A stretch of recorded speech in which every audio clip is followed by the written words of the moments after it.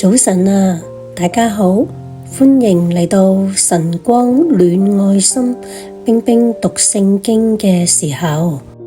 鍾唔鍾意咁靚嘅早餐啊？全部都係為你哋預備㗎。希望你哋今日有一個愉快嘅早上。仲有幾日聖誕節就到啦。喺呢一個充滿期待嘅日子，你哋有冇試過抬頭望下星空，俾一粒特別閃耀嘅星星吸引住呢？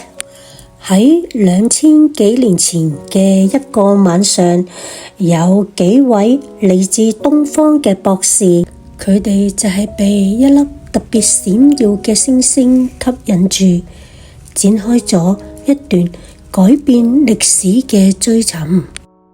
今日我哋一齊跟隨佢哋嘅腳步，睇下呢粒星帶領我哋去邊度，同埋我哋喺追尋嘅終點會揾到一份點樣嘅盼望。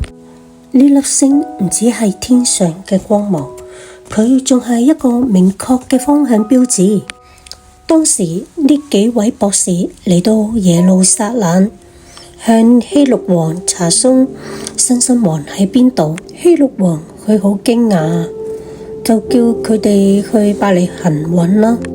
揾到嘅就講聲俾我聽，我都去探訪佢。呢3位博士就憑着信心踏上咗最後一段嘅路程，就好似喺我哋嘅人生旅途上，當我哋感到迷失嘅時候，總係渴望有一束嘅光指引我哋行正確嘅路。馬太福音第2章9至11節，他們聽見王的話就去了，在東方所看見的那星忽然在他們前頭行，直行到小孩子的地方，就在上頭停住了。他們看見那星就大大歡喜，中了幌子，看見小孩子和他母親瑪利亞，就俯伏拜那小孩子，揭開寶盒，拿黃金、乳香、沒藥為禮物獻給。睇下佢哋見到嗰粒星星喺個嬰孩嘅上邊，佢哋嘅咩反應？佢哋係大大歡喜啊！唔係因為揾到財富，而係揾到生命嘅真正意義。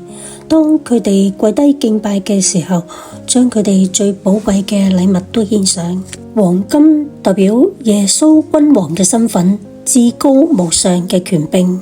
乳香係獻祭用嘅香料，代表主係神聖嘅，我哋向佢敬拜。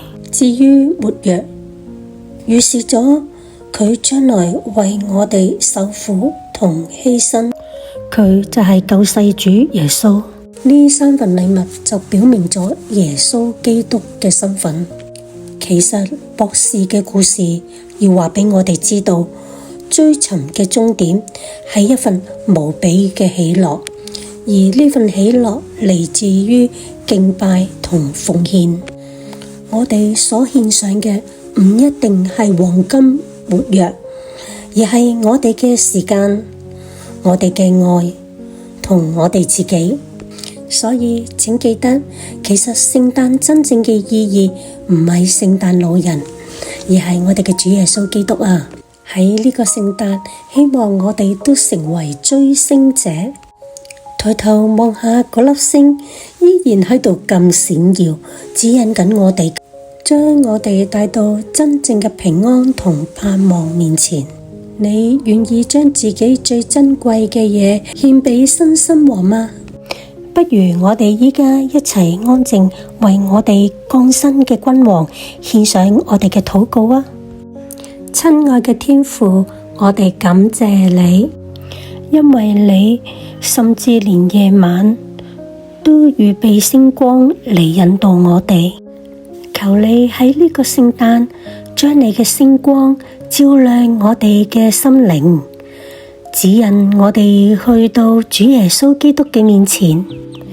我哋願意將我哋嘅生命、我哋嘅愛、我哋嘅盼望當作最靚嘅禮物獻俾你，讓我哋喺呢個追尋嘅旅程中都充滿主你嘅喜樂同平安。禱告奉靠主耶穌基督聖名祈求，阿門。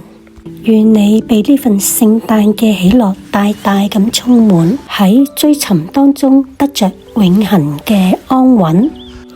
好多謝你哋今日一齊聆聽神嘅話語。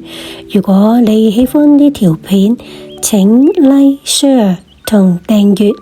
我哋下次一齊再讀經禱告啦。願主祝福大家，拜拜。